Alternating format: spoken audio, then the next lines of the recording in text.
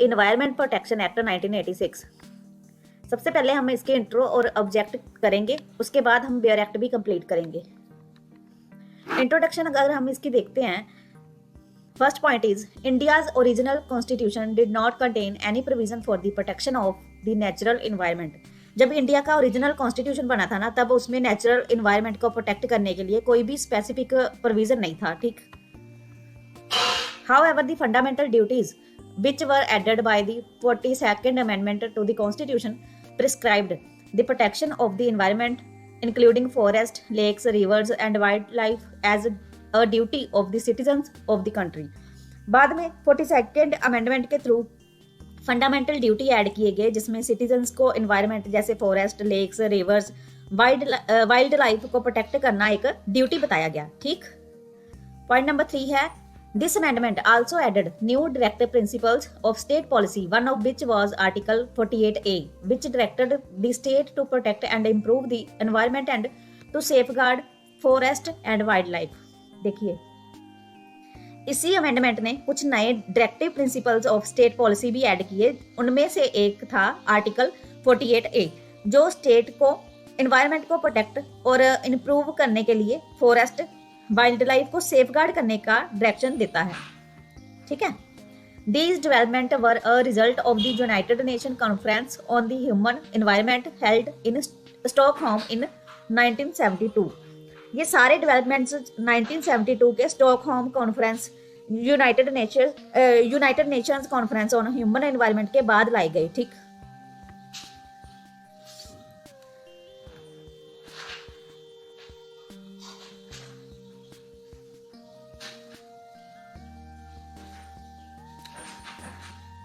First, the Wildlife Protection Act 1972 was enacted।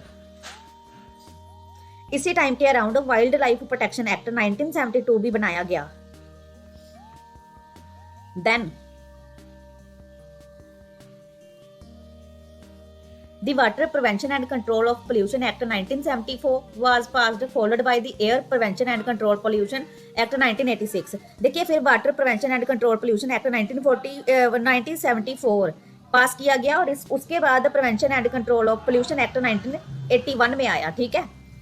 Then in 1986 the environment protection act was passed by the parliament in the wake of Bhopal gas tragedy which occurred on December 2, 1984। फिर 1986 में environment protection act parliament ने पास किया Bhopal gas tragedy जो हुई थी 2 दिसंबर 1984 के बाद। The act was passed on 23rd May 1986 and came into force on 19th November 1986। It has 26 sections and 4 chapters। ये एक्ट 23rd मई 1986 को पास हुआ और 19th नवंबर 1986 को फोर्स में आया। इसमें 26 सेक्शंस और 4 चैप्टर्स हैं। The act is one of the most comprehensive legislations with an aim to protect and improve the environment। ये एक्ट सबसे कॉम्प्रिहेंसिव लेजिस्लेशंस में से एक है जिसमें एम एनवायरनमेंट को प्रोटेक्ट और इम्प्रूव करना है। The environment protection act 1986 was passed under the provision of article 253 of the constitution for the implementing the decision of United Nations Conference on Human Environment which was held at Stockholm in June 1972। Environment protection act 1986 जो है वो constitution के article 253 के provision के अंदर पास किया गया था, ताकि United nation conference on human environment जो स्टॉकहोम जून 1972 के डिसीजन को इम्प्लीमेंट किया जा सके, ठीक है। The act was enacted out of the felt need for general legislation to fill in the gaps left in the areas of major environmental hazards. ये act इसलिए बनाया गया क्योंकि एनवायरमेंट हैजार्ड्स के एरियाज में जो गैप्स रह गए थे उन्हें फिल करने के लिए एक जनरल लेजिस्लेशन की जरूरत महसूस हुई थी। The responsibility to protect and preserve the environment and implement the provision of the act is entrusted in our country to the Ministry of Forest and Environment। Environment को प्रोटेक्ट और preserve करने और act के provisions को implement करने की responsibility हमारे देश में ministry of forest and environment को ही दी गई है। अब पढ़ लेते हैं इसका object and aim of the environment protection act 1986। The main main object of this act. The main object of this act is to protect and improve the environment. इस act का मेन ऑब्जेक्ट क्या है? Environment को protect करना और improve करना है. The act aims to provide a single umbrella legislation so that all rules related to pollution control and environmental safety can be brought together in one place. Act का M एक single umbrella law provide करना था ताकि pollution control और environment safety के सारे rules को एक जगह इकट्ठा किया जा सके. ठीक. Another important aim is to regulate hazardous substance and ensure their safe use, handling and storage. Environment के हैजार्डियस सब्सटेंस को रेगुलेट करना और उनके यूज और हैंडलिंग को सेफ बनाना भी इसका एक इम्पोर्टेंट एम है.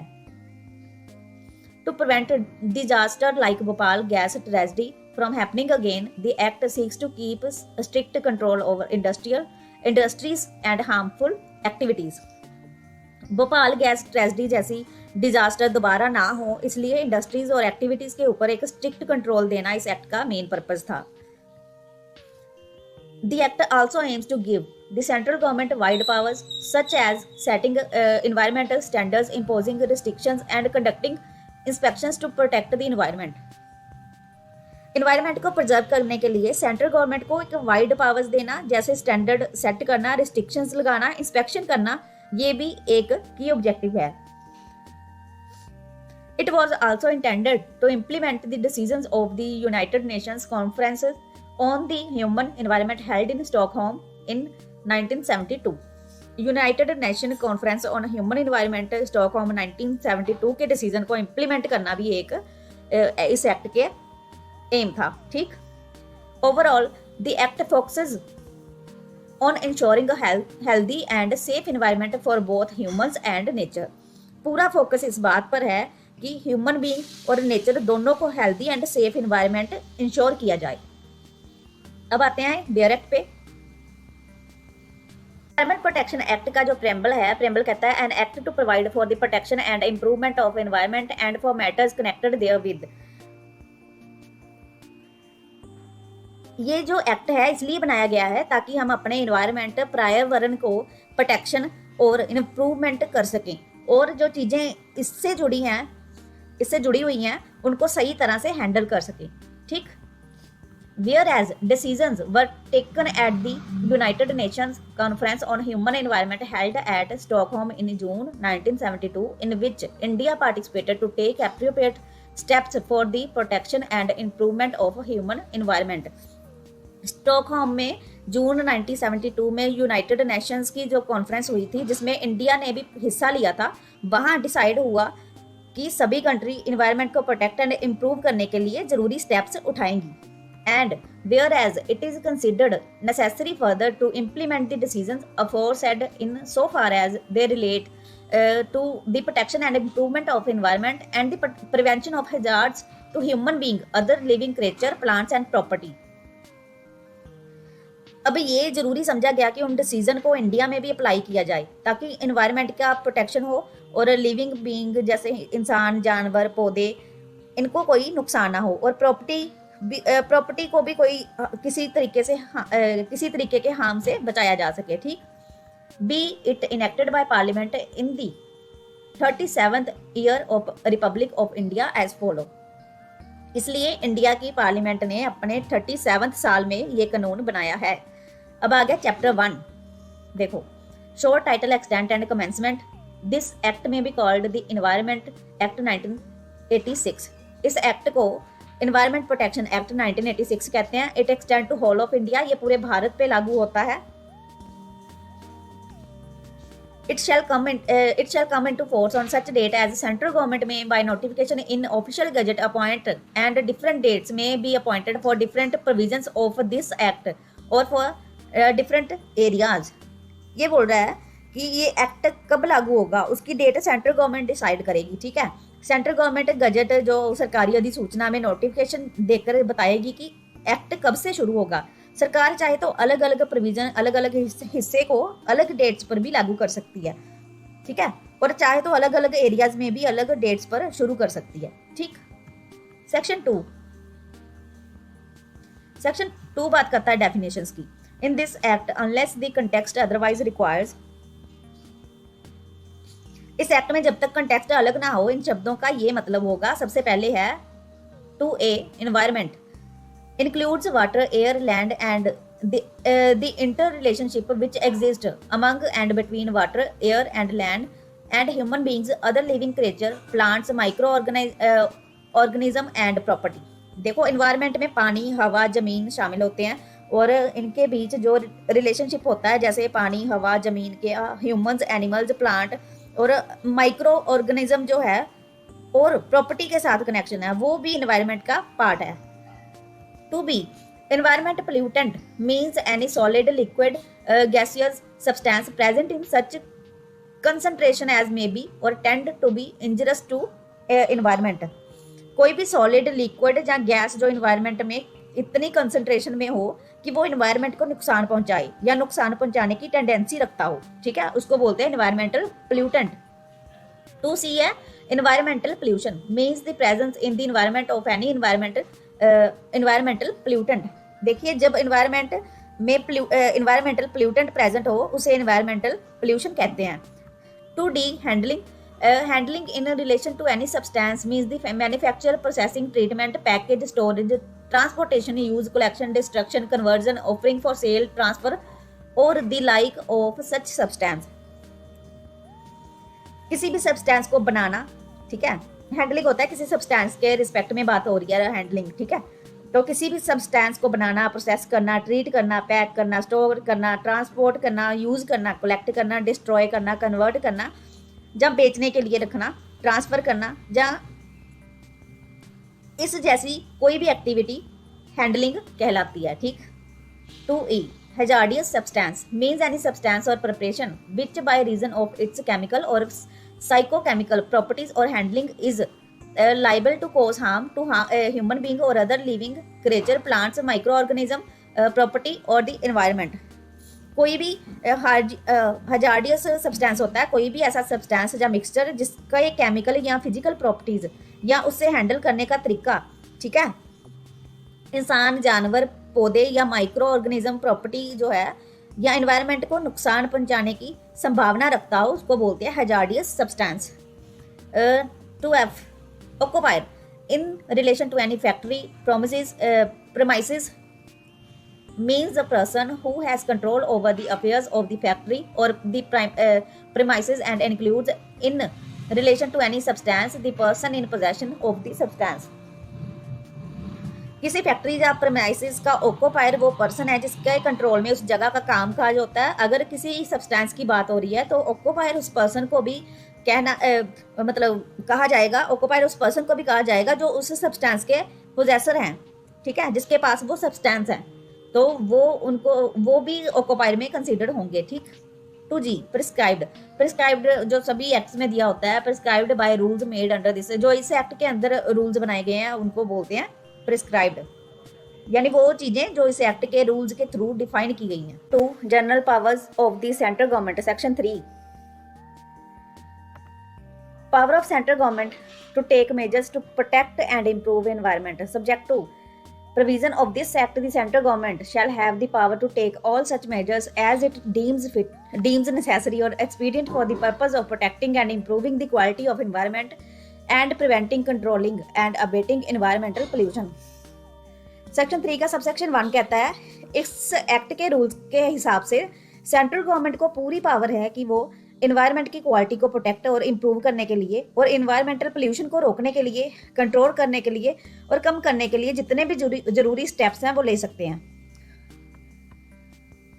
Subsection 2 in particular and without prejudice to the generality of the provisions of subsection 1 such measures may include measures with respect to all or any of the following matters namely। Subsection 1 में जो general power दी गई है उसके अलावा central government खास तौर पर ये स्टेप्स भी ले सकती है। आगे हम पढ़ेंगे कौन से स्टेप्स।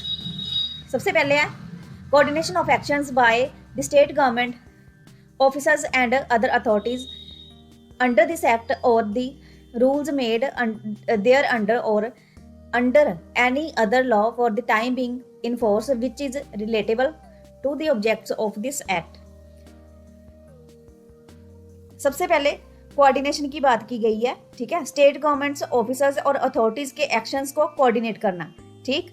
ए में दिया गया है इस एक्ट और इसके रूल्स के तहत, और दूसरे में बी में दिया गया है या किसी और लॉ के तहत जो इन्वायरमेंटल प्रोटेक्शन से रिलेटेड हो, ठीक।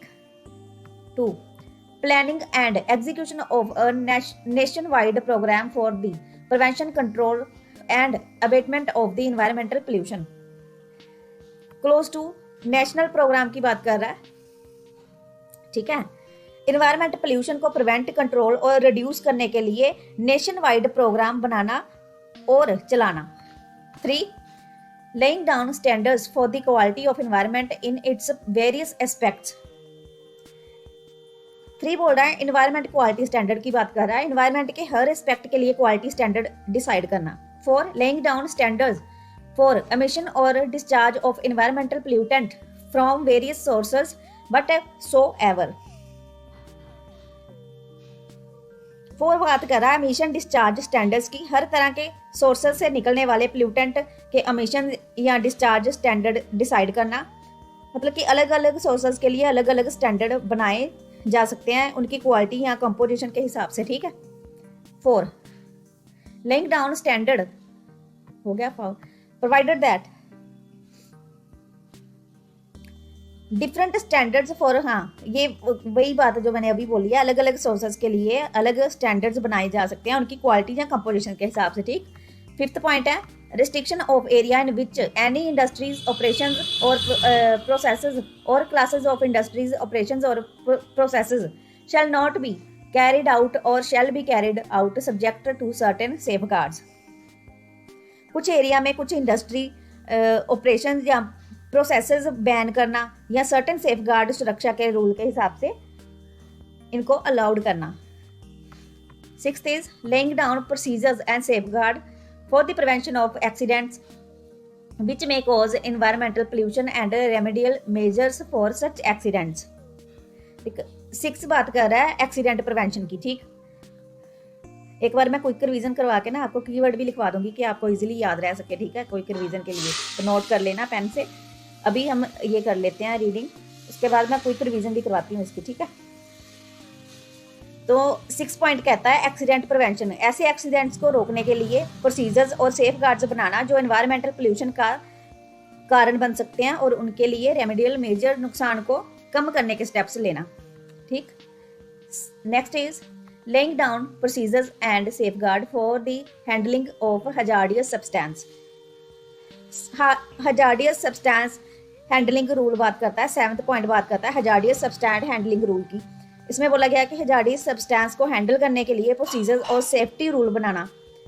8 पॉइंट है examination of such manufacturing processes, material and substances as are likely to cause environmental pollution. Examination of processes, substances, ऐसे मैन्युफैक्चरिंग प्रोसेसेस, मटेरियल्स या सब्सटेंसेस का एग्जामिनेशन यानी कि जांच करना, ठीक है, जिनके एनवायरमेंटल पोल्यूशन का पॉसिबिलिटी हो सबब बनने की, ठीक। Carrying out and sponsoring investigations and research relating to the problem of environmental pollution. 9th point है research and investigation, environmental pollution से जुड़ी प्रॉब्लम्स पर इन्वेस्टिगेशन और रिसर्च करना या स्पॉन्सर करना, ठीक। 10th inspection of any premises, plant,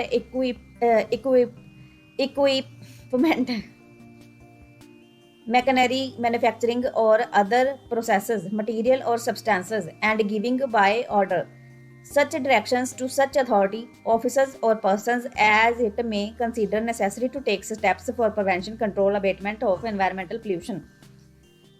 10th point बोलता है इंस्पेक्शन पावर की बात करता है, किसी भी premises, plant, equipment, machinery, manufacturing process, material या सब्सटेंस का इंस्पेक्शन करना और जरूरी डायरेक्शंस देना ताकि पोल्यूशन को प्रिवेंट, कंट्रोल या रिड्यूस किया जा सके। 11th एस्टैब्लिशमेंट और recognition of environmental laboratories and industries to carry out the functions entrusted to such environmental laboratories and institutes under this act. Environmental labs and institutes की बात की गई है 11 में। इन्वायरमेंटल लेबोरेटरीज और इंस्टीट्यूट्स का एस्टेब्लिशमेंट या रिकॉग्निशन करना ताकि वो एक्ट के हिसाब से अपने फंक्शन कर सके। ठीक। 12 collection and dissemination of information in respect of matters relating to environmental pollution, ये बात कर रहा है इंफॉर्मेशन मैनेजमेंट की। ठीक। इन्वायरमेंटल पोल्यूशन से रिलेटेड इंफॉर्मेशन कलेक्ट करना और लोगों तक पहुंचाना। प्रिपरेशन ऑफ मैनुअल कोड्स और guides relating to the prevention control and abatement of the environmental pollution, ये बात कर रहा है मैनुअल कोड्स और गाइड्स की। पोल्यूशन को प्रिवेंट, कंट्रोल और रिड्यूस करने के लिए मैनुअल कोड्स और गाइड्स तैयार करना। 14th पॉइंट है such order such other matters as the central government deems necessary or expedient for the purpose of securing the effective implementation of the provision of this act। अगर central government को ये बोल रहा है basically 14 point क्या बोल रहा है कि अगर मतलब गवर्नमेंट को लगता है तो एनी अदर नेसेसरी मैटर को मतलब वो जरूरी स्टेप्स ले सकती है। जैसे एक्ट को इफेक्टिवली इम्प्लीमेंट करने के लिए ना सेंट्रल गवर्नमेंट जो भी और स्टेप जरूरी लगे वो ले सकती है, ये बोल रहा है। Subsection 3 the central government may if it considers it necessary or expedient so to do for the purpose of this act or by order published in the official gazette constitute an authority or authorities by such names as may be specified in the order for the purpose of exercising performing such power and function including the power to issue directions under section 5 of the central government under this act for taking measures with respect to such of matter referred to subsection 2 as the case may be। ये बोल रहा है, मैं ऐसे बता देती हूँ आपको। अगर सेंट्रल गवर्नमेंट को लगे कि ज़रूरी है तो वो ऑफिशियल गजट में ऑर्डर देकर कोई अथॉरिटी या अथॉरिटीज़ बनाने की पावर रखती है, तो इन अथॉरिटीज़ को सेंट्रल गवर्नमेंट के कुछ पावर्स और फंक्शंस इंक्लूडिंग सेक्शन 5 के डायरेक्शंस इशू करने की पावर दी जा सकती है और ये अथॉरिटीज़ उन्हीं मैटर पर काम करेगी जो उनके ऑर्डर में मेंशन किए जाएंगे। ठीक है। और ये सब काम सेंट्रल गवर्नमेंट की सुपरविजन और कंट्रोल में ही होंगे। और ये बोल रहा है कि उन्हीं पावर्स को यूज करते हुए एक्ट करेंगे जैसे कि उन्हें एक्ट खुद वो पावर देता है। ठीक। Section 4 appointment of officers and there powers and function, ये बोलता है कि ऑफिसर्स की अपॉइंटमेंट और उनकी पावर्स फंक्शन कैसे होगी। तो ये बोल रहा है सिंपल कि सेक्शन 3 के सबसेक्शन 3 के प्रोविजंस को अफेक्ट किए बिना सेंट्रल गवर्नमेंट अपनी मर्जी के हिसाब से ऑफिसर्स अपॉइंट कर सकती है, जैसा डेजिग्नेशन या पद मतलब उनका जो वो ठीक समझे। ठीक है। गवर्नमेंट इन ऑफिसर्स को इस एक्ट के तहत जितनी पावर्स और फंक्शन देना चाहें वो दे सकती है, ये बोल रहा है। सबसेक्शन 2 बोल रहा है ये जो अपॉइंटेड ऑफिसर्स है ना उन पर सेंट्रल गवर्नमेंट का एक जनरल कंट्रोल और डायरेक्शन रहेगा। अगर सेंट्रल गवर्नमेंट कहे तो ये ऑफिसर्स सेक्शन 3 के सबसेक्शन 3 में बनाई गई अथॉरिटीज या किसी और अथॉरिटी या ऑफिसर के कंट्रोल में भी काम कर सकती है। ठीक। सेक्शन 5 बात करता है पावर टू गिव डायरेक्शंस। मैं अब इंग्लिश में बेयर रीडिंग नहीं करूंगी, बेयर रीडिंग आप खुद कर लीजिए, मैं आपको इनका करेक्ट निकाल के दे देती हूँ ताकि एक क्विक रिवीजन हो सके हमारी। ठीक है। सेक्शन 5 बात करता है डायरेक्शन देने की पावर। ठीक है। ये बात बोल रहा है, ये बोल रहा है notwithstanding anything contained in other law but subject to the provision of this act central government may in exercise of its power and performance of this function under this act issue directions in writing to any person officer authority such person officer shall be. ठीक है। ये बोल रहा है कि किसी भी दूसरे लॉ में जो भी लिखा हो उसके बावजूद not with standing anything contained. ठीक। किसी भी दूसरे लॉ में जो भी लिखा हो उसके बावजूद अगर वो इस एक्ट के प्रोविजन के अगेंस्ट ना हो, सेंट्रल गवर्नमेंट अपनी पावर और फंक्शन को यूज करते हुए किसी भी पर्सन ऑफिसर या अथॉरिटी को रिटर्न डायरेक्शन दे सकती है और जिसको डायरेक्शन दिया गया है उसके लिए उन डायरेक्शंस को फॉलो करना कंपलसरी होगा। ठीक। एक्सप्लेनेशन बोल रही है कि सेंट्रल गवर्नमेंट की डायरेक्शन देने की पावर ये भी इंक्लूड करती है, आगे पॉइंट्स दिए गए हैं कि क्या क्या। ए बोल रही है कि किसी इंडस्ट्री ऑपरेशन या प्रोसेस को बंद करना, मना करना या रेगुलेट करना, सिंपल। और बी क्लॉज बोलता है कि बिजली, पानी और किसी और सर्विस की सप्लाई रोकना या रेगुलेट करना, सिंपल। सेक्शन 5 क्लियर है। Section 6 rules to regulate environmental pollution, ये सिंपली बोल रहा है कि रूल्स बनाने की पावर एनवायरमेंटल पोल्यूशन रेगुलेट करने के लिए, सिंपल। ठीक है। सबसेक्शन 1 बोल रहा है कि सेंट्रल गवर्नमेंट ऑफिशियल गजट में नोटिफिकेशन देकर सेक्शन 3 में जो मैटर दिए गए हैं उनके लिए रूल्स बना सकती है। ठीक है। सबसेक्शन 2 बोल रहा है कि इन रूल्स में खास तौर पर ये चीज़ें शामिल हो सकती हैं। ठीक है, ए बोल रहा है कि हवा, पानी, सॉइल की क्वालिटी स्टैंडर्ड अलग अलग एरियाज और पर्पस के लिए। बी बोल रहा है मैक्सिमम अलोएबल लिमिट्स ऑफ कंसंट्रेशन, मतलब कि मैक्सिमम लिमिट जो है प्लूटेंट की इंक्लूड नॉइस अलग अलग एरियाज के हिसाब से। सी बोल रहा है हजार्डियस सब्सटेंस को हैंडल करने के लिए प्रोसीजर और सेफ्टी सेफगार्ड। डी बोल रहा है हजार्डियस सब्सटेंस की हैंडलिंग पर प्रोहिबिशन या रेस्ट्रिक्शन लगाना अलग अलग एरिया के लिए। ई बोल रहा है कि इंडस्ट्रीज की लोकेशन और उनके प्रोसेस ऑपरेशन पर प्रोहिबिशन या रिस्ट्रिक्शन लगाना अलग अलग एरिया के हिसाब से। और एफ बोल रहा है कि ऐसे एक्सीडेंट्स को रोकने के लिए प्रोसीजर और सेफगार्ड जो एनवायरमेंटल पोल्यूशन का कारण बन सकते हैं और एक्सीडेंट्स के बाद के रेमेडियल मेजर नुकसान कम करने के लिए स्टेप्स लेना। ठीक, अच्छा मैंने आपको बोला था कि मैं आपको सेक्शन 3 के की वर्ड्स लिखवाती हूँ। अच्छा देखो, सबसे पहले जो है ए पॉइंट उसको कोऑर्डिनेशन से याद रखो, बी को रखो याद, कहाँ गया, एक को याद रखो कोऑर्डिनेशन से, 2 को याद रखो नेशनल प्रोग्राम से। ठीक है, नेशन वाइड नेशनल प्रोग्राम से याद रखो। 3 को याद रखो एनवायरमेंट क्वालिटी स्टैंडर्ड। 4 जो है वो एमिशन डिस्चार्ज स्टैंडर्ड की बात करता है। 5 बात करता है रिस्ट्रिक्टेड एरियाज की। 6 बात करता है एक्सीडेंट प्रिवेंशन की। 7th जो है हजार्डियस सब्सटेंस हैंडलिंग रूल है। 8th जो है examination of processes and substances है। 9th जो है वो है रिसर्च एंड इन्वेस्टिगेशन। 10th जो पॉइंट है वो इंस्पेक्शन पावर की बात करता है। 11th environmental labs and institutes. 12 जो है वो इंफॉर्मेशन मैनेजमेंट की बात करता है। ठीक, 13th जो है वो मैनुअल कोड्स एंड गाइड से याद रखो। और 14th जो है वो एनी अदर नेसेसरी मैटर ऐसे याद रखो। ठीक, ये हो गया क्विक रिवीजन। 6th कर लिया हमने। अब आते हैं chapter 3 prevention control and abatement of environmental pollution.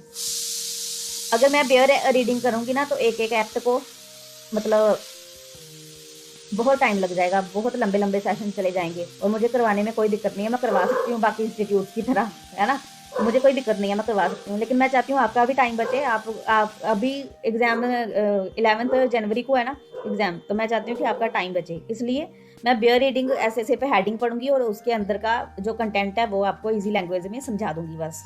और ऐसे अगर ऐसे समझाना होगा ना तो मैं बहुत ईजिली आपको समझा सकती हूँ। ऐसे बेयर रीडिंग करने में बहुत टाइम जाता है, तो मैं चाहती हूँ कि आपका भी टाइम बचे और क्विक रिवीजन हो सके आपकी। ठीक है, chapter 3 section 7 person carrying on industry operation etcetera not to allow emission or discharge of environmental pollutants in excess of the standard. देखो ये बोल रहा है कि इंडस्ट्री ऑपरेशन करने वाले लोग जो पोल्यूशन स्टैंडर्ड क्रॉस नहीं कर सकते। ठीक है, जैसे कोई भी पर्सन जो इंडस्ट्री ऑपरेशन या प्रोसेस चला रहा है वो कोई भी पोल्यूटेंट समझते हो ना आप, पोल्यूटेंट होता है कोई गंदा सब्सटेंस जिससे हमें नुकसान हो सकता है। ठीक, तो वो गंदा सब्सटेंस जो है वो पोल्यूटेंट एनवायरनमेंट में ऐसा इमिट या डिस्चार्ज नहीं करेगा और ना ही करने देगा जो प्रिस्क्राइब्ड स्टैंडर्ड यानी कि रूल में डिसाइड किए हुए लिमिट से ज्यादा हो। समझ रहे हो? 8th है person handling hazardous substance to comply with procedural safeguard. ये बोल रहा है कि हजार्डियस सब्सटेंस हैंडल करने वाले लोगों को प्रोसीजर और सेफ्टी रूल फॉलो करने होंगे।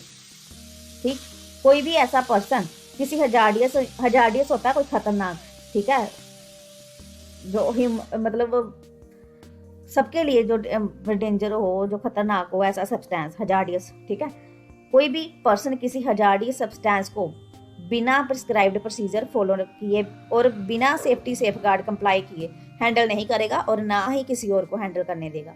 सिंपल है। ठीक है, section 9 furnishing of information to authorities and agencies in certain cases. Section 9 बोल रहा है कि कुछ केसेस में अथॉरिटीज को इन्फॉर्मेशन देना जरूरी है, ये बताना मतलब सेक्शन 9 बोल रहा है। अगर कोई एक्सीडेंट, सब सेक्शन 1 बोल रहा है कि अगर कोई एक्सीडेंट या कोई अनफोर्सीन मतलब कि अचानक कोई ऐसी इवेंट की वजह से इन्वायरमेंटल पोल्यूटेंट प्रिस्क्राइब्ड स्टैंडर्ड से ज़्यादा डिस्चार्ज हो जाता है, जितना प्रिस्क्राइब्ड मतलब है स्टैंडर्ड उसका उसकी लिमिट एक्सीड कर जाता है। ठीक, या ऐसा होने का डर होता है, कोई अप्रीहेंशन हो ऐसी कि वो डिस्चार्ज होने वाला है, तो intimate the fact of such occurrence or apprehension of such occurrence be bound if called upon or render all assistance। तो ये बोल रहे हैं कि अगर आपको लगता है कि ना कोई अचानक से ऐसा कुछ प्रिस्क्राइब्ड स्टैंडर्ड से ज़्यादा डिस्चार्ज हो सकता है, कुछ प्ल्यूटेंट, एनवायरमेंटल प्ल्यूटेंट जहाँ होने का खतरा हो, तो जिस पर्सन की वजह से डिस्चार्ज हुआ है और जो पर्सन उस जगह का इंचार्ज है, ठीक, उनका ये फर्ज है कि वो एनवायरमेंटल पोल्यूशन को रोकने या कम करने के लिए तुरंत स्टेप ले। ठीक है, और तुरंत अथॉरिटी को इन्फॉर्म करे कि डिस्चार्ज हो गया या हो सकता है। और बी बोल रहा है कि अगर अथॉरिटी बुलाएं तो उनको पूरी असिस्टेंट दें जैसा रूल्स में प्रिस्क्राइब्ड है। ठीक, सबसेक्शन 2 बोल रहा है जब अथॉरिटीज को कुछ कोई सच इन्फॉर्मेशन मिलती है, अथॉरिटी पहले बता दिया, पहले तो पर्सन की लाइबिलिटी बता दी कि उसको वो बाउंड है कि उसको इन्फॉर्म करना है और असिस्टेंट देनी है। ठीक है, अब बता रहे हैं सबसेक्शन 2 बोल रहा है, 9 का 2 बोल रहा है कि जब अथॉरिटीज को कोई ऐसी इन्फॉर्मेशन मिलती है, चाहे सबसेक्शन 1 के थ्रू या किसी और तरीके से, तो वो जितनी जल्दी हो सके पोल्यूशन को रोकने या कम करने के लिए रेमेडियल मेजर करवाएगी। सिंपल। ठीक है, 3 बोल रहा है कि अगर अथॉरिटीज रेमेडियल एजेंसी ने पोल्यूशन कंट्रोल के लिए कोई खर्चा किया है तो वो खर्चा इंटरेस्ट के साथ गवर्नमेंट जैसा रेट फिक्स करे वैसा होगा और उस पर्सन से रिकवर किया जा सकता है एरियर ऑफ लैंड रिवेन्यू, जमीन का कर्ज जो होता है, या पब्लिक डिमांड की तरह ट्रीट करके। ठीक है, सेक्शन 10 बात करता है power of entry and inspection की। सबसेक्शन 1, इस सेक्शन के रूल के हिसाब से सेंट्रल गवर्नमेंट जिस पर्सन को एम्पावर करे उस पर्सन को ये राइट होगा कि वो रीजनेबल टाइम पर और जितनी असिस्टेंट चाहे साथ लेकर किसी भी प्लेस में एंटर कर सके। ये एंट्री इन पर्पस के लिए हो सकती है। ठीक है, आगे बताया गया कि ये पर्पस ए में बताया गया कि सेंट्रल गवर्नमेंट ने जो फंक्शन उसको दिए हैं उन्हें परफॉर्म करने के लिए एंट्री करवा सकता है। बी बोल रहा है कि ये चेक करने के लिए कि कोई फंक्शन कैसे परफॉर्म होना चाहिए या act, rules, notice, order, direction, authorisation वगैरह फॉलो हो रहे हैं या नहीं, ये चेक करने के लिए। सी बोल रहा है कि किसी equipment, industrial plant, record, register, document या किसी मटेरियल ऑब्जेक्ट को एग्जामिन और टेस्ट करने के लिए अगर उस पर्सन को लगता है कि किसी बिल्डिंग में इस एक्ट का ऑफेंस हो चुका है या हो रहा है या होने वाला है, तो वो बिल्डिंग को सर्च भी कर सकता है और इक्विपमेंट, डॉक्यूमेंट या मटेरियल ऑब्जेक्ट को सीज पता नहीं क्या होता है, सीज मतलब जब्त भी कर सकता है अगर उनसे ऑफेंस का एविडेंस मिल जाता है या फिर पोल्यूशन को रोकने या कम करने के लिए सीजर जरूरी हो तो फिर वो सीज कर सकता है। सबसेक्शन 2 बोल रहा है कोई भी पर्सन, एवरी पर्सन लिखा है, ठीक है, कोई भी पर्सन जो कोई इंडस्ट्री, ऑपरेशन या प्रोसेस चला रहा हो या फिर हजार्डी सब्सटेंस हैंडल कर रहा हो, उसका ये फर्ज है कि वो सेंट्रल गवर्नमेंट के एम्पावर्ड पर्सन को पूरी असिस्टेंट दे इंस्पेक्शन और फंक्शन के लिए। ठीक है, और अगर बिना किसी वैलिड रीजन के असिस्टेंट नहीं देता तो वो इस एक्ट के अंदर ऑफेंस कमिट माना जाएगा। ठीक है, सबसेक्शन 3 बोल रहा है कि अगर कोई पर्सन जानबूझकर विलफुली सेंट्रल गवर्नमेंट के एम्पावर्ड पर्सन को डिले करे या ऑब्स्ट्रक्ट करे, उसके काम में दखलंदाजी करे, तो वो भी यही माना जाएगा कि उसने ये ऑफेंस किया और वो इस एक्ट में लाइबल माना जाएगा। ठीक है, सबसेक्शन 4 बोल रहा है कि किसी भी सर्च या सीजर के लिए सीआरपीसी या बीएनएस की प्रोविजन या जम्मू कश्मीर या ऐसे एरिया में इक्विपमेंट लॉज अप्लाई होंगी, बिल्कुल वैसे ही जैसे सीआरपीसी में सेक्शन 94 में वारंट बेस्ड सर्च और सीजर होता है। ठीक, सेक्शन 11 बात करता है power to take sample and procedure to be followed in connection therewith. Subsection 1 बोल रहा है कि सेंट्रल गवर्नमेंट या कोई ऑफिसर जिसे वो एम्पावर करे, यानी कि सेंट्रल गवर्नमेंट जिसको एम्पावर करे, वो एयर, वाटर, सॉइल या किसी और सब्सटेंस का सैंपल को एनालिसिस के लिए ले सकता है। किसी मतलब कि किसी पानी या हवा या सॉइल, ऐसे किसी सब्सटेंस के सैंपल को एनालाइज करने के लिए ना वो सैंपल ले सकता है। ठीक है, फैक्ट्री, परमाइसेज या किसी भी जगह से। ठीक है, जैसा भी प्रोसीजर रूल्स में प्रिस्क्राइब्ड है वो कर सकता है, उसको पावर है। सबसेक्शन 2 बोल रहा है जो सैंपल एनालाइज का रिजल्ट निकलेगा ना वो कोर्ट में एविडेंस तभी बनेगा। देखो अभी कोर्ट में जाने के लिए बात हो गई है, ये इंपॉर्टेंट है सबसेक्शन 2। ठीक है, ये बोल रहा है कि जो सब सेक्शन 1 में जो सैंपल हमने वो ले रहा है, तो वो सब सेक्शन 3 और 4 की सारी रिक्वायरमेंट अगर फॉलो की गई है ना, वो तभी कोर्ट में जाके एविडेंस बनेगा, अदरवाइज नहीं। अदरवाइज शैल नॉट एडमिसिबल लिखा है, ठीक है। जो सैंपल एनालिसिस का रिजल्ट निकलेगा वो कोर्ट में एविडेंस तभी बनेगा जब सब सेक्शन 3 और 4 की सारी रिक्वायरमेंट फॉलो की गई है, ठीक है। अब सब सेक्शन 3 और 4 की सारी रिक्वायरमेंट एक बार पढ़ लेते हैं। Subject to the provision of subsection 4, the person taking the sample under subsection 1, देखो ये बोल रहा है सब सेक्शन 4 के सब्जेक्ट में सैंपल लेने वाले पर्सन को ये स्टेप फॉलो करने होंगे। अब स्टेप कौन कौन से है वो देख ले। ए बात करता है कि ऑक्यूपायर और उसके एजेंट या प्लेस के इंचार्ज को उस टाइम पर ही रिटर्न नोटिस देना प्रिस्क्राइब्ड फॉर्मेट में कि सैंपल एनालिसिस के लिए लिया जा रहा है। बी बोल रहा है कि सैंपल उनके सामने मतलब उनकी प्रेजेंस में कलेक्ट करना। सी बोल रहा है कि सैंपल को एक या ज़्यादा कंटेनर में रखना जिसे मार को सील किया जाएगा और कंटेनर पर सैंपल लेने वाले पर्सन की सिग्नेचर, ऑक्यूपायर एजेंट इंचार्ज की सिग्नेचर दोनों होनी चाहिए, ये कंडीशन है, ठीक है। सिग्नेचर चाहिए। सॉरी, स्टार बहुत सुंदर बन गया मेरा। डी बोल रहा है कंटेनर्स को बिना डिले किए सेंट्रल गवर्नमेंट के सेक्शन 12 के अंदर एस्टैब्लिश्ड रिकॉग्नाइज्ड लेबोरेटरी को भेजना, ठीक। सब सेक्शन 4 बोल रहा है when a sample is taken for analysis under subsection 1, क्या कंडीशन है आगे, बोल रहा है कि अगर सैंपल लेने वाला पर्सन नोटिस देता है सेक्शन 3 के ए के अंदर, तो सिचुएशन के हिसाब से ये रूल अप्लाई होंगे। अब रूल पढ़ लेते हैं। ए बोल रहा है कि अगर ऑक्यूपायर एजेंट और इंचार्ज जानबूझकर एब्सेंट हो, बिल्कुल एब्सेंट हो, ठीक है, तो वो सैंपल लेने वाला पर्सन अकेले ही सैंपल कलेक्ट कर लेगा और कंटेनर को मार्क और सील करेगा और सिर्फ वो खुद ही साइन करेगा। ऑक्यूपायर और एजेंट की सिग्नेचर की नहीं होगी रिक्वायरमेंट, जो हमने ऊपर पढ़ा कि जरूरी है, ये उसकी एक्सेप्शन है कि इस कंडीशन में फिर सिग्नेचर की जरूरत नहीं होगी, वो सिर्फ अपना ही सिग्नेचर मतलब सील करेगा और साइन करेगा। बी बोल रहा है अगर ऑक्यूपायर एजेंट और इंचार्ज प्रेजेंट हो बट साइन करने से रिफ्यूज करे तो कंटेनर को मार्क और सील किया जाएगा, लेकिन सिर्फ सैंपल लेने वाले पर्सन की सिग्नेचर होगी, ठीक है। ये सेक्शन ये ना सब सेक्शन 3 की ही एक्सेप्शन है सब सेक्शन 4 में, ठीक है।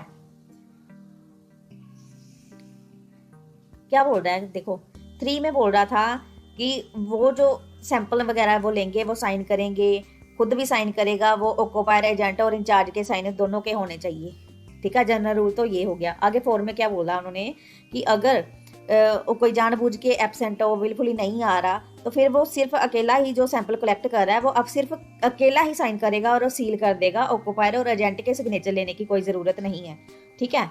फिर बी पॉइंट बोल रहा है कि अगर ऑक्यूपायर एजेंट और इंचार्ज प्रेजेंट हो बट साइन करने से वो मना करने हैं, ठीक है, तो कंटेनर को मार्क और सील मतलब वो खुद कर लेगा जिसने सैंपल कलेक्ट किया है और वो अपना ही साइन कर लेगा। उन जो मना कर रहे हैं उनके साइन लेने की भी कोई रिक्वायरमेंट नहीं है कोई खास, ठीक है।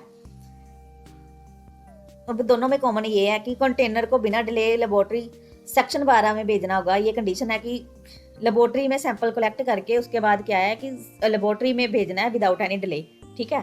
दूसरा है कि सैंपल लेने वाला पर्सन जो गवर्नमेंट एनालाइज्ड है सेक्शन 13 को, वो रिटर्न में इन्फॉर्म करेगा, वो खुद रिटर्न में इन्फॉर्म करेगा क्योंकि शैल इन्फॉर्म लिखा हुआ है, ठीक है। भेज के वो इन्फॉर्म करेगा कि ऑक्यूपायर एजेंट और इंचार्ज जो है वो बिल्कुली एब्सेंट थे या साइन करने से मना कर रहे थे, ये बताना पड़ेगा, ठीक है, अगर उन्होंने नहीं किए साइन तो या मना किया हो। आगे आ गया 12 एनवायरमेंटल लेबोरेटरीज। देखो सब सेक्शन 1 बोल रहा है कि सेंट्रल गवर्नमेंट ऑफिशियल गजट में नोटिफिकेशन देकर, ए पॉइंट बोल रहा है एक या एक से ज्यादा एनवायरमेंटल लेबोरेटरीज एस्टेब्लिश कर सकती हैं, ठीक है। बी बोल रहा है किसी लेबोरेटरी या इंस्टीट्यूट को एनवायरमेंटल लेबोरेटरी के रूप में रिकॉग्नाइज कर सकती है ताकि वो इस एक्ट के हिसाब से एनवायरमेंटल लेबोरेटरी के फंक्शन परफॉर्म कर सके, ठीक है। सब सेक्शन 2 बोल रहा है सेंट्रल गवर्नमेंट ऑफिशियल गजट में नोटिफिकेशन देकर रूल बना सकती है जिसमें ये चीजें स्पेसिफाई होंगी। सबसे पहले है एनवायरमेंटल लेबोरेटरी में क्या क्या फंक्शन करेगी, ये रूल स्पेसिफाई करेगी। दूसरा कि सैंपल जो हवा, पानी और सॉइल का कोई सब्सटेंस है तो लैब को सबमिट करने का प्रोसीजर उसमें बताया जाएगा, लेबोरेटरी रिपोर्ट का फॉर्मेट भी बताया जाएगा और उस रिपोर्ट की फीस क्या होगी वो भी बताया जाएगा। ठीक है, सी है और कोई भी चीज जो जरूरी हो ताकि एनवायरमेंटल लेबोरेटरी अपने फंक्शन ठीक से परफॉर्म कर सके। ठीक है, क्या है, एक बार दोबारा कर लेते हैं रिवीजन। देखो, सेंट्रल गवर्नमेंट ऑफिशियल गजट निकाल के रूल्स बना सकती है और ये चीजें स्पेसिफाई कर सकती है। सबसे पहले उन्होंने बताया कि लेबोरेटरी में क्या, लेबोरेटरी फंक्शन क्या क्या करेगी वो बताएगी। फिर उन्होंने बताया कि सैंपल ले सकती है और सैंपल सबमिट करवाने का प्रोसीजर बताएगा, रिपोर्ट का फॉर्मेट क्या होगा वो बताएगा और साथ में रिपोर्ट की फीस क्या होगी वो भी। ठीक है, और सी बोल रही है कि अगर इसके अलावा कोई और भी चीज जरूरी है ताकि एनवायरमेंटल लेबोरेटरी अपने फंक्शन ठीक से परफॉर्म कर सके तो वो भी कर सकती है। 13, गवर्नमेंट एनालिस्ट। देखो, सेंट्रल गवर्नमेंट ऑफिशियल गजट में नोटिफिकेशन देकर जिनको वो ठीक समझे और जिनके पास प्रिस्क्राइब्ड क्वालिफिकेशन हो, ऐसे पर्सन को गवर्नमेंट एनालिस्ट अपॉइंट कर सकती है या रिकॉग्नाइज कर सकती है। किस पर्पज के लिए? कि गवर्नमेंट एनालिस्ट वो सैंपल्स पानी, हवा, सॉइल या कोई और सब्सटेंस का एनालाइज करे जो सेक्शन 12 के सबसेक्शन 1 के अंदर है। ठीक है, एस्टेब्लिश किए गए हैं और रिकॉग्नाइज किए गए हैं एनवायरमेंटल लेबोरेटरीज को भेजे जाते हैं जो। ठीक, section 14, reports of government analyst. ये है कि गवर्नमेंट एनालिस्ट के रिपोर्ट्स जो उनकी बात हो रही है, तो ये बोल रहा है कि कोई भी डॉक्यूमेंट जो गवर्नमेंट एनालिस्ट के साइन के साथ रिपोर्ट के रूप में दिया गया है ना, इससे एक्ट के किसी भी लीगल प्रोसीडिंग में एविडेंस के तौर पर यूज किया जा सकता है। वो जब रिकॉर्ड बन जाएगा, वो रिपोर्ट बन जाएगी तो वो ऑब्वियस है कि वो एविडेंस भी बन जाएगा। ठीक है, और रिपोर्ट में लिखे फैक्ट्स को कोर्ट एक्सेप्ट कर सकती है, वो तो कोर्ट के ऊपर होता है। ठीक है, 15, penalty for contravention of the provision of the act and rules, order and directions. 15 बोल रहा है पेनल्टी होती है, सजा ही होती है। ठीक है, और for breaking this rules, orders और डायरेक्शंस। ठीक, सबसेक्शन 1 बोल रहा है अगर कोई पर्सन इस एक्ट के किसी प्रोविजन को फॉलो नहीं करता या इस एक्ट के रूल्स, ऑर्डर्स या डायरेक्शंस का उल्लंघन करता है, कॉन्ट्रावेंशन करता है, तो उस बंदे पर पनिशमेंट लग सकती है। ठीक है, आगे पनिशमेंट बताई गई है क्या क्या, तो पनिशमेंट बताई गई है कि 5 साल तक जेल हो सकती है उसको। ठीक है, ये देखो 5 साल तक उसको जेल हो सकती है और फाइन जो है वो मैक्सिमम 1 लाख तक उसको हो सकता है और दोनों हो सकते हैं, दोनों भी हो सकते हैं और बोथ। ठीक, आगे फिर बताया है कि अगर ऑफेंस जो है वो कंटिन्यू होता रहे। ठीक है, अगर कन्विक्शन पहली बार कोर्ट से, देखो अगर तो पहली बार उसका हुआ है तो फिर ये पनिशमेंट है, लेकिन वो अगर पहली बार कोर्ट से दोषी ठहराने के बाद कोई दोबारा वो कंटिन्यू करता है तो उसको फिर हर दिन के लिए एक एक्स्ट्रा फाइन लग सकता है फिर उसको। ठीक है, 5,000 पर डे। ये इंपॉर्टेंट है क्योंकि आ सकता है, ये इंपॉर्टेंट है।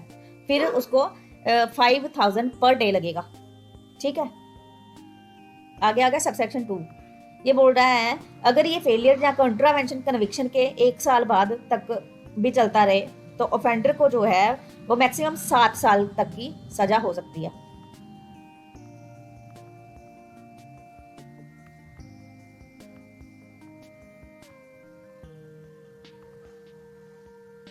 ठीक है,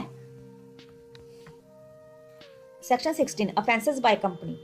सबसे पहले इसका 16 का सबसेक्शन 1 बोल रहा है अगर कंपनी ने कोई ऑफेंस कमिट किया हो तो। ठीक है, जो पर्सन उस टाइम कंपनी के बिजनेस का कंडक्ट कर रहा था या इंचार्ज था ना, और कंपनी खुद, दोनों को गिल्टी माना जाएगा। कंपनी का पर्सन और कंपनी दोनों को गिल्टी माना जाएगा और दोनों के खिलाफ लीगल एक्शन लिया जा सकता है।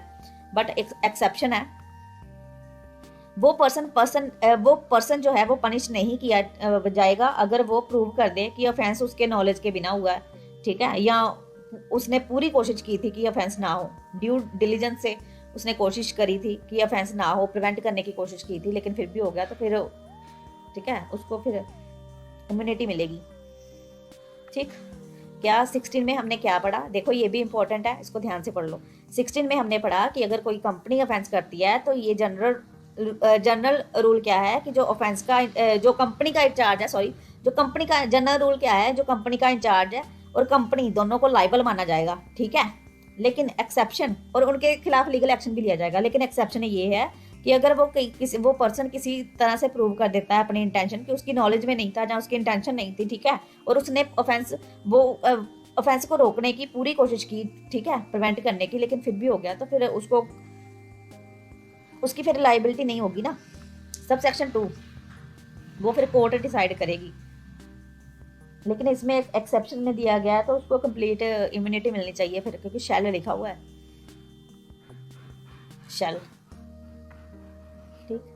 एक्सप्लेनेशन, जहाँ शैल आ जाता है ना, वहाँ कोर्ट के ऊपर भी मैंडेटरी ऑब्लिगेशन होता है कि उनको करना पड़ेगा इस एक्ट के अंदर, फिर डिस्क्रिप्शन खत्म हो जाती है, ठीक है। तो अगर वो प्रूव कर देता है पर्टिकुलर बंदा कि उसकी नॉलेज नहीं थी या उसने पूरी कोशिश की, तो उसको फिर कंप्लीट इम्यूनिटी मिल सकती है। Subsection 2 not with standing anything contained in subsection 1, ये बोल रहा है कि सबसेक्शन 1 के बावजूद अगर ये प्रूव हो जाए कि डायरेक्टर, मैनेजर, सेक्रेटरी या कोई अदर ऑफिसर कंसेंट दिया था, ठीक है, कंपनी का जो कोई डायरेक्टर, कोई मैनेजर, सेक्रेटरी या कोई अदर ऑफिसर ने कंसेंट दिया था, उनकी कन्वीनियंस, ठीक है, उनसे मिलकर ऑफेंस हुआ है या उनकी लापरवाही से ऑफेंस हुआ है, तो वो ऑफिसर भी गिल्टी माने जाएंगे और उन पर भी पनिशमेंट लग सकती है।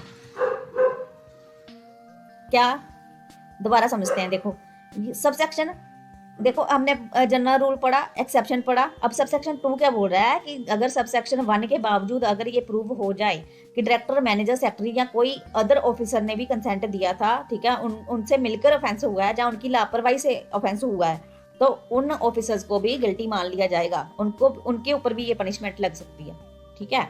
अब एक्सप्लेनेशन बोल रही है कि कंपनी का क्या मतलब है। ये बोल रहा है कि कंपनी का मतलब बॉडी कॉर्पोरेट है जिसमें फर्म्स और अदर एसोसिएशन ऑफ इंडिविजुअल भी इंक्लूडेड है, ठीक है।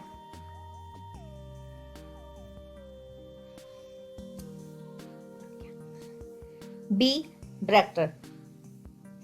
डायरेक्टर क्या होता है फर्म के केस में? डायरेक्टर, ये बोल रहे हैं फर्म के कंटेक्स्ट में डायरेक्टर का मतलब फर्म पार्टनर होता है, लिखा हो ना, in relation to a firm means a partner in the firm, ठीक।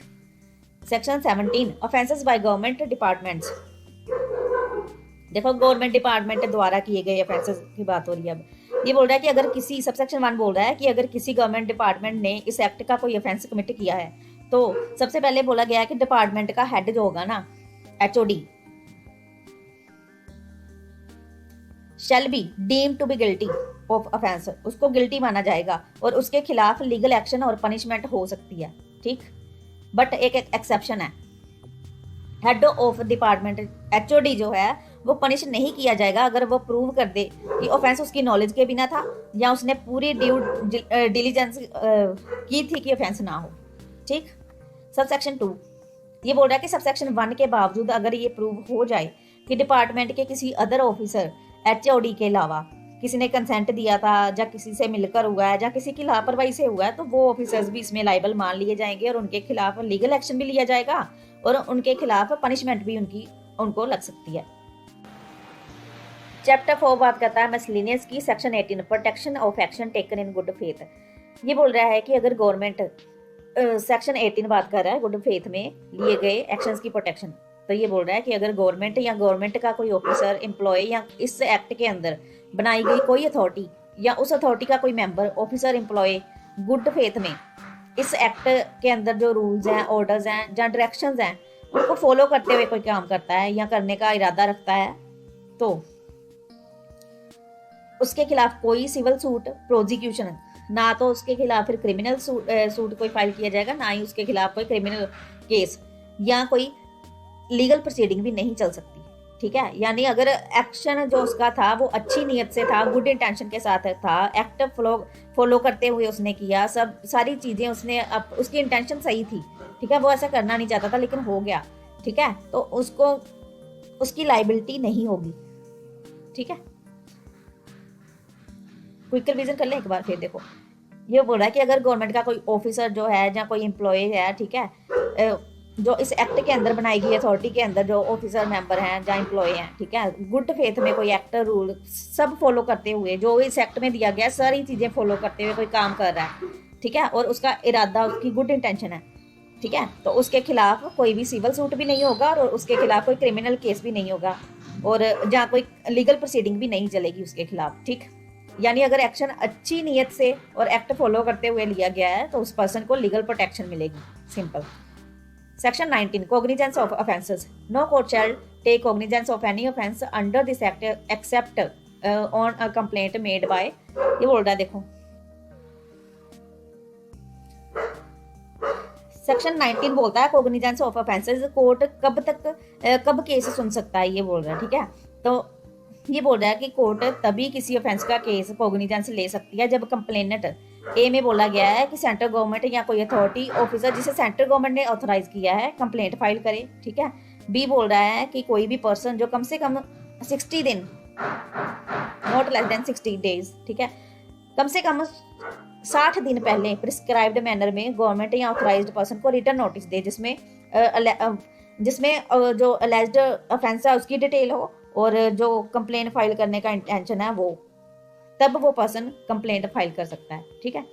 20 है इंफॉर्मेशन रिपोर्ट्स और रिटर्न्स। ये 20 बोल रहा है इंफॉर्मेशन रिपोर्ट्स और रिटर्न देना। तो इसमें बोल रहा है कि सेंट्रल गवर्नमेंट जब भी जरूरी हो अपने एक्ट के फंक्शन को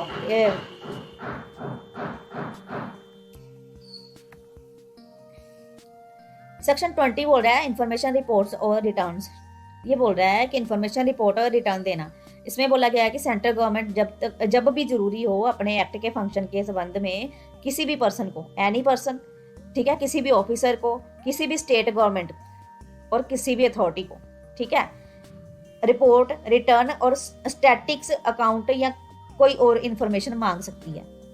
उनके पास पूरा राइट है, ठीक है। और जिससे इंफॉर्मेशन मांगी गई है उसका फर्ज है, उसकी ड्यूटी है कि वो इंफॉर्मेशन जरूर दे। शैल लिखा हुआ है, shall be bound to do so, ठीक है। Section 21 members, officers, employees of the authority constituted under section 3 to be public servants. देखो ये बोल रहा है कि अथॉरिटी के मेंबर, एम्प्लॉय को पब्लिक सर्वेंट माना जाएगा, ठीक है। सेक्शन 3 के अंदर जो अथॉरिटी बनाई जाती है उसके मेंबर्स, ऑफिसर्स और एम्प्लॉयज जब इस एक्ट के अंदर काम कर रहे होंगे ना, जब कर रहे होते हैं तो उन्हें आईपीसी के सेक्शन 21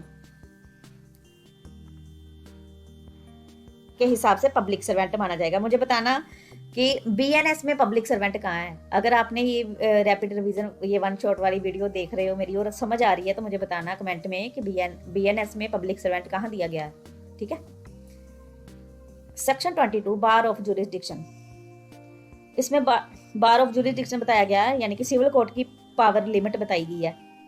देखो ये बोल रहा है कि सिविल कोर्ट कोई भी सूट या प्रोसीडिंग एंटरटेन नहीं कर सकती, ठीक है, अगर वो किसी ऐसे मैटर से रिलेटेड हो जैसे सेंट्रल गवर्नमेंट या किसी अथॉरिटी ऑफिसर ने किसी एक्ट को पावर यूज करते हुए किया हो या कोई ऑर्डर डायरेक्शन इशू किया हो, ठीक है, यानी कि सिविल कोर्ट इन मैटर्स में इंटरफेयर नहीं कर सकती, सिंपल। 23 पावर टू डेलीगेट, यानी कि पावर्स आगे देने की अथॉरिटी, ठीक है। 23 इसमें बोला गया है कि सेक्शन 3 के सबसेक्शन 3 के सबसेक्शन 3 के प्रोविजन से बिना नुकसान किए सेंट्रल गवर्नमेंट जो है ऑफिशियल गजट में नोटिफिकेशन देकर अपनी कुछ पावर और फंक्शंस किसी ऑफिसर, स्टेट गवर्नमेंट या किसी अथॉरिटी को कंडीशन और लिमिटेशन के साथ डेलीगेट कर सकती है। बट कंडीशन भी है साथ में, ठीक है। 2 कंडीशन में डेलीगेट नहीं होगी। पहला तो है कि अगर वो सेक्शन 3 के सबसेक्शन 3 के अंदर अथॉरिटी कॉन्स्टिट्यूट करने की पावर हो। सेकंड है कि सेक्शन 25 के अंदर रूल्स बनाने की पावर हो, फिर नहीं कर सकती, ठीक है।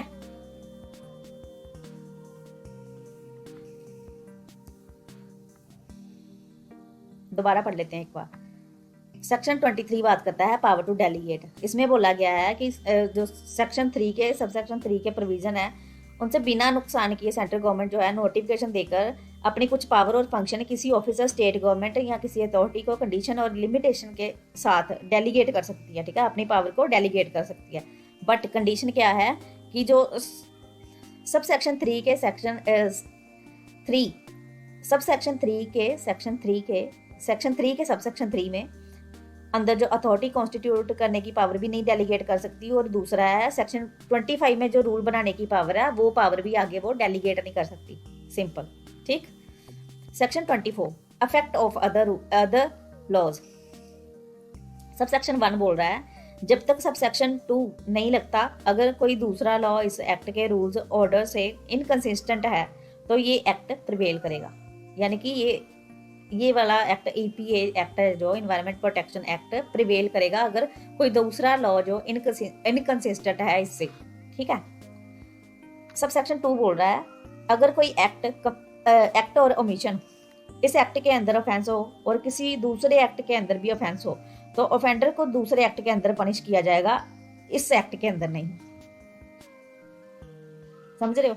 सबसेक्शन 1 बोलता है कि जब तक सबसेक्शन 2 नहीं लगता, अगर कोई दूसरा लॉ इस एक्ट के रूल्स ऑर्डर से इनकंसिस्टेंट है तो ये एक्ट प्रिवेल करेगा, EPA एक्ट। ठीक है। और साथ ही में बोल दिया कि अगर कोई एक्ट और ओमिशन इस एक्ट के अंदर ऑफेंस है, ठीक है, लेकिन दूसरे एक्ट के अंदर भी ऑफेंस है, तो ऑफेंडर को दूसरे एक्ट के अंदर पनिश किया जाएगा, इस एक्ट के अंदर नहीं। ठीक है। Power to make rules. Section 25 power to make rules. सबसे पहले सबसेक्शन 1 बोलता है, सेक्शन 25 का सबसेक्शन 1 बोलता है कि सेंट्रल गवर्नमेंट ऑफिशियल गजट में नोटिफिकेशन देकर इस एक्ट को इंप्लीमेंट करने के लिए रूल बना सकती है। सबसेक्शन 2 बोल रहा है कि rules in matters, rules specifically in ये सब्जेक्ट को कवर कर सकते हैं। आगे बताए गए हैं कि कौन से सब्जेक्ट्स पे रूल बना सकती है। सबसे पहले उन्होंने बोला है कि प्लूटेंट डिस्चार्ज एमिशन के स्टैंडर्ड जो सेक्शन 7 में दिए गए हैं उन पर। फिर बी बोल रहा है कि हजार्डियस सब्सटेंस को हैंडल करने का प्रोसीजर और सेफ गार्ड सेक्शन 8 वाले में। फिर सी बोल रहा है कि सेक्शन 9 के अंदर जो दिया गया है सेक्शन 9 के सबसेक्शन 1 में, ठीक है, किस अथॉरिटी को एक्सेस प्लूटेंट डिस्चार्ज की इंफॉर्मेशन दी जाएगी और किसको असिस्टेंट दी जाएगी वो और किसको असिस्टेंस दी जाएगी। ठीक है वो। और डी में बोला गया है कि सैंपल एनालिसिस के नोटिस का फॉर्म सेक्शन 11 का सबसेक्शन 3, सेक्शन 11 का सबसेक्शन 1 है। ठीक। आगे आ गया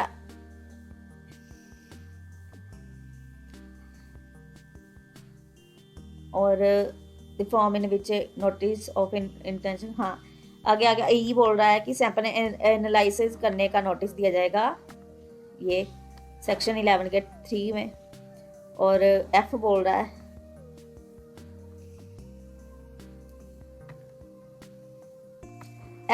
है इन्वायरमेंटल लेबोरेटरीज के फंक्शन सैंपल सबमिट करने का प्रोसीजर, लेबोरेटरी रिपोर्ट का फॉर्म या रिपोर्ट की फीस जो हमने पढ़ी है सेक्शन 12 में वो।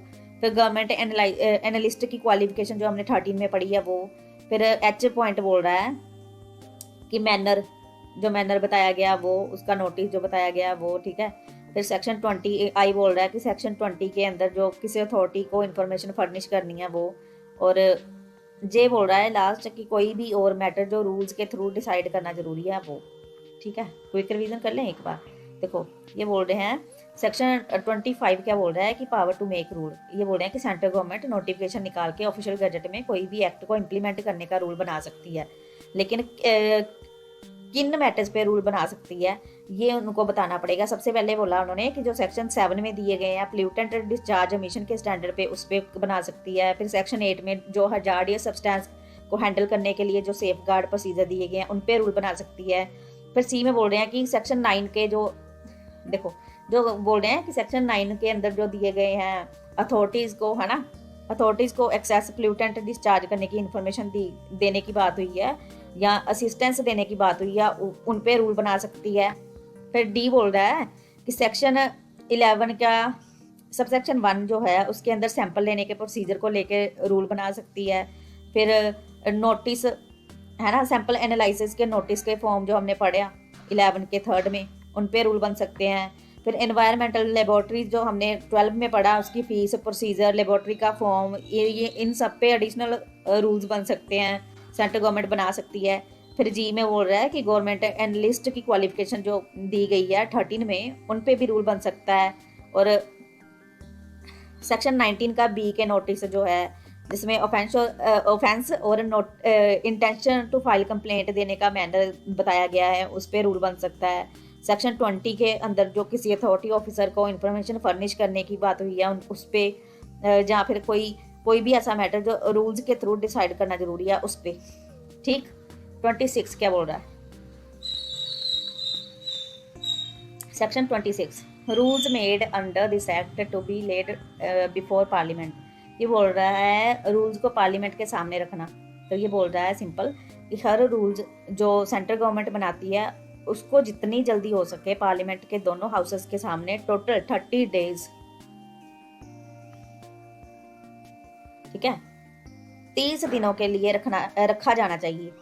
ठीक है, ये 30 दिन जो है ना एक या ज्यादा सेशन में हो सकते हैं, एक सेशन में भी हो सकता है और एक से ज्यादा सेशन में भी हो सकते हैं। ठीक है, अगर दोनों हाउसेस जो है रूल को मॉडिफाई करने पर एग्री हो गए तो रूल मॉडिफाई फॉर्म में ही इफेक्टिव हो जाएगा। दूसरा है कि अगर दोनों हाउसेस एग्री हो जाएंगे कि रूल बनाया, देखो पहली कंडीशन ये है कि वो एग्री हो जाते हैं रूल बनाने के लिए, तो रूल वैसा ही बन जाएगा, वैसा ही मॉडिफाई हो जाएगा। ठीक है,